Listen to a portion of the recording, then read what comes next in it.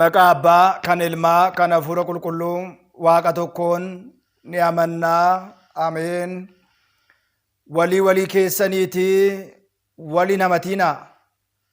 Kabajamoota jaalatamoota maatiiwwan Waaqayyoon kan jaalattan, Waaqayyo isiniin kan jaalatu. Hordoftoonni chaanaalii keenyaa biyya keenya Itoophiyaa, biyya keenya ala kutaa biyyoota garaagaraatti argamtan akkam jirtu, akkam yoo nageessanii, akkamiin turtanii. Guyyaa har'aatiin kan nu ga'e Waaqni keenya galannii fi ulfinni teessoo isaa Aariyaam irratti isaatiif haa ta'u.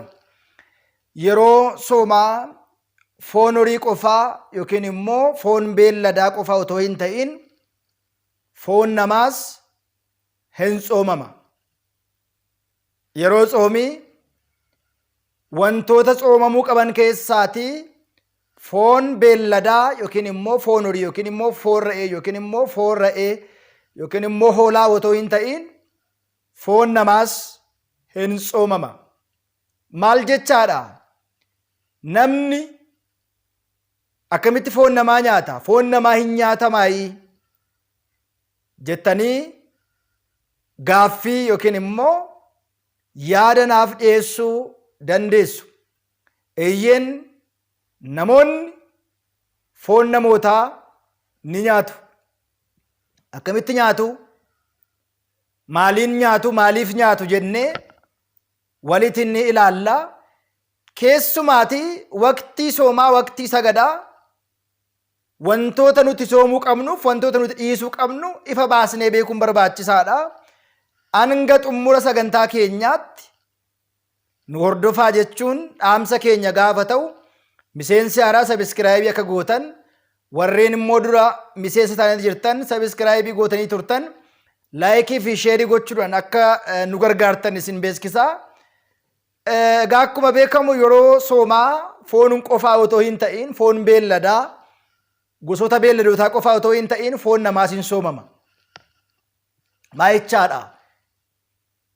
Yaada kana callisnee gaafa ilaalu namoota baay'ee biratti gaaffii kaasuu danda'a. Yaada garaagaraa kaasuu danda'a. Ndee akkamitti foon namaa nyaatama? Namni akkamitti nama ta'ee foon namaa nyaata? Foon namaa immoo akkamitti nyaata? Yoom nyaata? Maaliin nyaata jettanii yaada kaasuu dandeessu. Yeroo darbee akkuma ilaalle namoonni foon namaa akkamitti nyaatu? Yeroo soomii maal dhiisuu qabna? Yeroo soomii immoo maal dhiisuu dadhabneetu yeroo baay'ee dadhabbinni keenya mul'ata kan jedhuuf ergaa Yaaqoob, qulqullicha Yaaqoob obboleessa Yihudaa boqonnaa 4 lakkoofsaa 11 gubbaa irratti walii keessaniitii wali namatiinaa jedha. Walii keessaniitii wali namatiinaa. Yaada kana, jecha kana macaafa qulqulluu irraati ergan dubbiseen booda yaada isaa bal'inaatiin kaasnee waliitiin ilaalu, waliitiin barachuu dandeenya. Ergaa Yaaqoob obboleessa Yihudaa boqonnaa 4 lakkoofsa 10 kaasnee gaafa ilaallu, Waaqayyo gooftaa fuulduratti mataa keessan of salphisaa. Mataa isaa ol kan qabatu gadi jedha yookiin immoo gadi isa qaba. Yaa obboloota koo walii keessaniitii wali namatiinaa. Obboleessa isaa kan hamatu obboleessa isaa irratti kan murteessu seera irratti murteessaa, seera hamata, seeraanis murteessa. Seera irratti soo murteessitu ati murteessaa malee seera kan raawwattu miti. Seera kan kennuufi kan murteessu innis tokkodha. Innis immoo fayyisuus balleessuus kan danda'udha. Isa kaan irratti, nama biraa irratti kan murteessitu ati eenyudhaa jedha. Ati eenyudha? Waa'ee nama biraa, waa'ee qaama biraa, waa'ee murtoo namootaa, waa'ee badii namootaa, waa'ee cubbuu namootaa, yakka namootaa, dogongora namootaa kan dubbattu ati eenyudhaa jedha. Kana jechuun atis yakkamaa, cubbamaa, balleessaa waan taateedhaaf waa'ee namaa kanaasoftu ati eenyudha jedha. Maatiiwwan Waaqayyoo, meeqan keenya waa'ee keenya kan beeku? Meeqan keenya seenaa isaa gara duubaatti deebi'ee kan sakatta'u? Meeqan keenya waa'ee badii keenyaatiif gaabbii galee kan soomu, kan sagadu? Meeqan keenyadha waa'ee eenyummaa keenyaa kan dhiphatu, waa'ee ofii ofiisaa kan dhiphatu? Hamii jechuun maal jechuudha? Namoonni namoota akkamitti hamatu?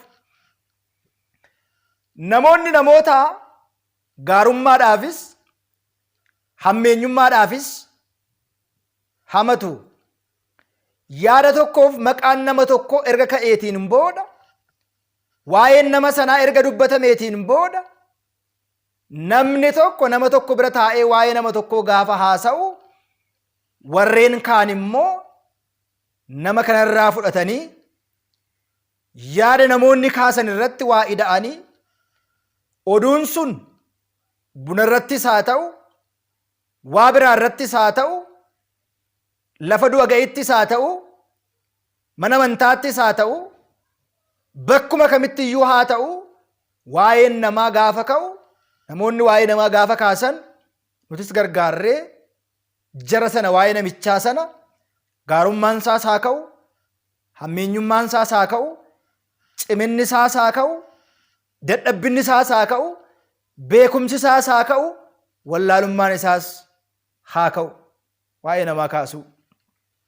Hamii jechuun nama nu bira hin jirre, nama nu hin dhageenye, nama nurraa fagoo jiru, nama nu biratti hin argamne waa'ee isaa kaasuun hamii jedhama. Maarree maatiiwwan Waaqayyoo, nama nu duuba hin jirre hamachuun, waa'ee isaa kaasuun, dadhabbina isaas dubbachuun, cimina isaas dubbachuun, foon isaa nyaachuudha. Soomii kana keessa keessumaa immoo waa'ee namootaa kaasuun foon beelladaa sana dhiisnee foon namaa nyaachuudha.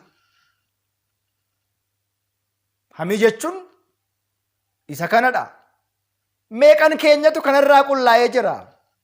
Waldoota keessatti, lafa koreetti, onlaayinii irratti, maqaa tajaajiltoota, maqaa luboota, phaaphaasota, faarfattoota, meeqan keenyatu tsoomaa jira? Waa'ee namaa, jecha namaa, gurra namaa dhaga'uu hin qabu.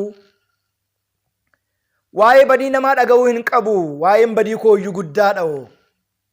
Waa'ee balleessaa namaa haasa'uu hin qabu. Waa'een kooyyuu ulfaataadha. Kan koo dubbadhee hin finne. Kan koofiyyuu gaabbii galee hin xummurre. Kan koofiyyuu boo'ee hin qulqulloofne. Akkamittan waan namaa waa'ee namaa haasa'uu danda'a jennee dhiisurra, dhuguma kee jettee inni waan akkasiidha, inni sobaadha, inni namarraatii qarshii fudhate, inni waan akkasiiti jedhanii, inni waan akkasii raawwata jedhanii, isaan waan akkasii godhu jedhanii, warri akkasii akkas ta'ani jedhanii, foon horii dhiisneetu foon namaa nyaannaa jechaadha. Kanaafidha maatiiwwan Waaqayyo, walii keessanii walii namatiinaa. Obboleessa keessan isin miidhe, obboleessa keessan gaarii ta'e, obboleessa keessan hamaa ta'e, waa'ee hammeenyummaaf gaarummaa isaa bira taate, yaa obboleessa koo, ati waan akkasiidha, yaada kana sirratti jibbeera, kootti deebi'i dhimma kanarraati. Yaadni kun siif gaarii miti, sirraa hin bareedu, yaa obboleessa koo dhiisi jennee, gorsoo otoo mallu, barsiisoo otoo mallu, gorfachoo otoo mallu hamachuun foon obboleessa keenya nyaachuudha. Yeroo tsoomii foon namaa nyaachuunis hin soomamaa kanan jedhe. Obboleessa isaa walii keessaniiti walii namatiina.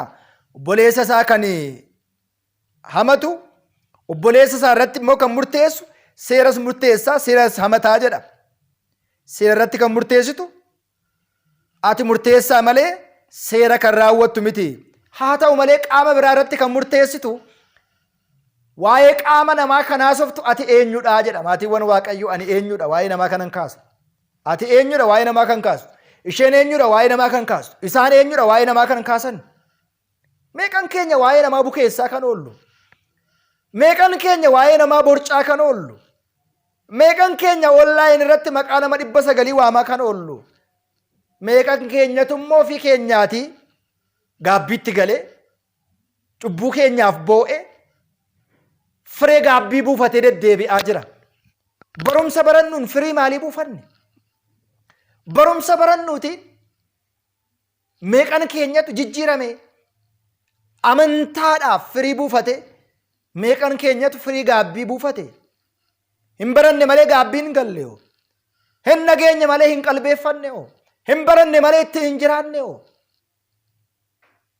Amantaa qabna malee koo hin amanne maqaaf amantaa qabna malee maqaadhaaf soomna malee foon dhiisne malee foon namaan dhiisne. Foon dhiisne malee aannan dhiisne hoo? Foon dhiisne malee mana xonqaayii deemuun dhiisne hoo? Foon dhiisne malee of tuulummaan dhiisne hoo? Foon dhiisne malee sanyummaa hin dhiisne hoo? Foon dhiisne malee jibbiinsa hin dhiisne hoo? Foon dhiisne malee haaloo qabachoo hin dhiisne hoo? Foon dhiisne malee machii hin dhiisne hoo? Ejjoo hin dhiisne hoo? Lapheen ejjuu ijaan ejjuu qaamaan gochaan ejjoo hin dhiisne hooti. Kun jala muramee beekamuu fi yaada baramuu qabudha. Maal nagalche waa'ee namaa kana haasa'u? Qulqullichi Daawit asiin kan nageesse ani eenyudha? Lazzi yaadareskeኝ እኔ ማን ነኝ ነው ያለው.